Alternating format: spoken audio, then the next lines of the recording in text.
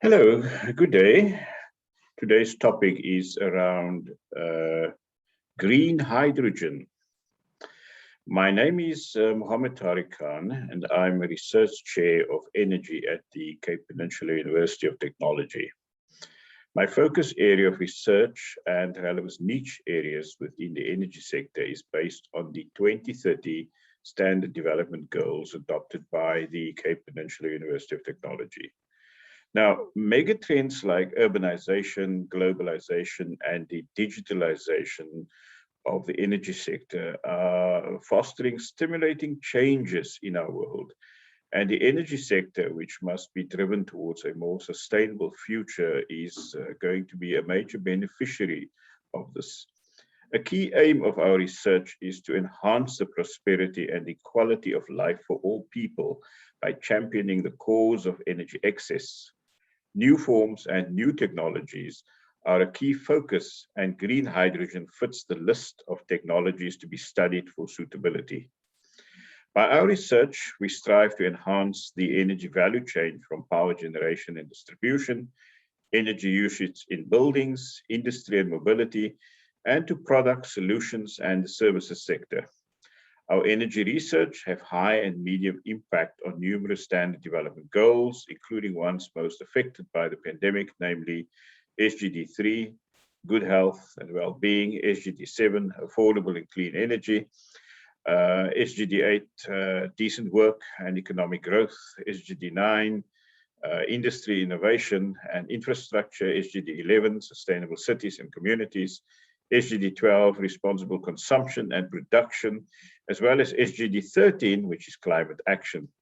So green hydrogen is part of the key role players to be studied and explored for suitability in the energy mix.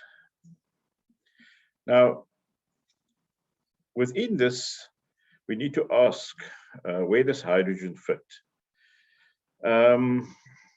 Hydrogen for energy is by many considered to be the missing piece in the puzzle, according to the Paris Agreement for Vision 2050. Hydrogen currently only accounts for between 1 and 2% of global energy production. This is as far as purely energy use is concerned. Now, Bloomberg reports from 2020 predict that the potential is there to meet up to 24% of the world's energy needs by 2050. So in the face of the climate change emergency, green hydrogen will definitely play a vital role in helping the world to meet our carbon reduction targets by, in fact, establishing a green alternative for processes in the industrial and transport sectors. And it will also serve as a solution for storage and transport of sustainable electricity to even the most far-flung corners of South Africa. So it is definitely a role player, and it is definitely going to impact on the energy mix forward. So let us have a look at some of the features that we can actually get from this.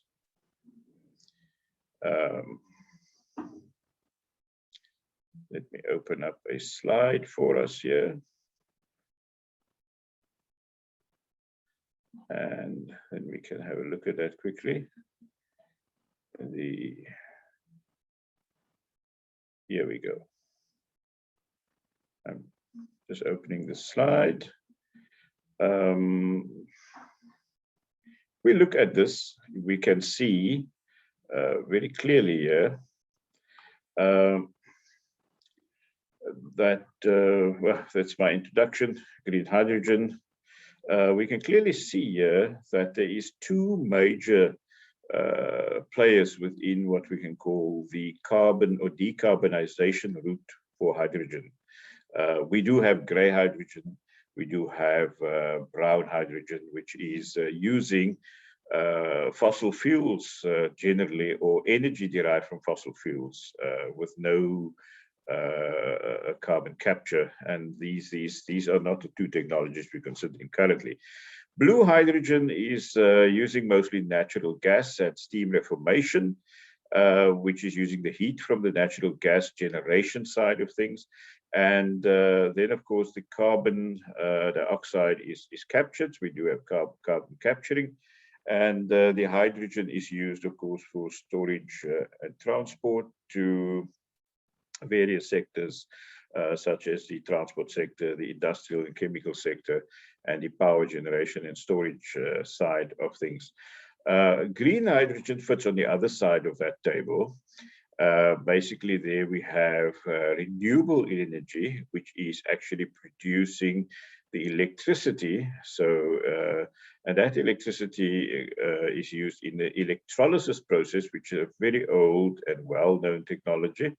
And with electrolysis and being largely platinum-based in South Africa, we are ideally suited for this because we've got a lot of platinum to produce green hydrogen by this process.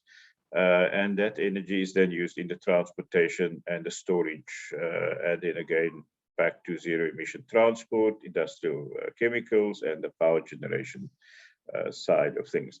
So here is the possible scenarios and major assumptions that we can have from a green hydrogen perspective. Generally, we use grid electricity, which can be a combination of standard fossil fuel-based generation as well as renewable energy pumped into the grid, and we use that energy through an electrolyzer and then get hydrogen, which is going to be stored. And then, of course, we use the excess energy in a fuel cell or a gas turbine to reshape or reform that back into electrical energy. So that is one way of making use of the excess energy, to reform it back to electricity. Now, electrolyzers have come down in price quite a bit. I think nowadays it's down 40% of what it was 5 years ago. So prices are becoming more and more competitive.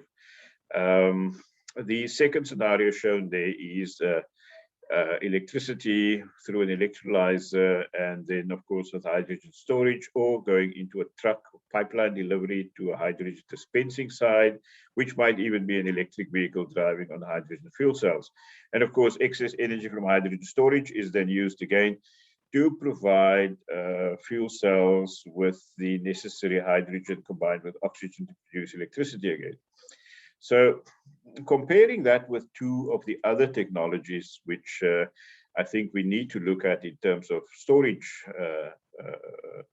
if we use hydrogen in a storage system with fuel cells, then we need to look at batteries as well. So battery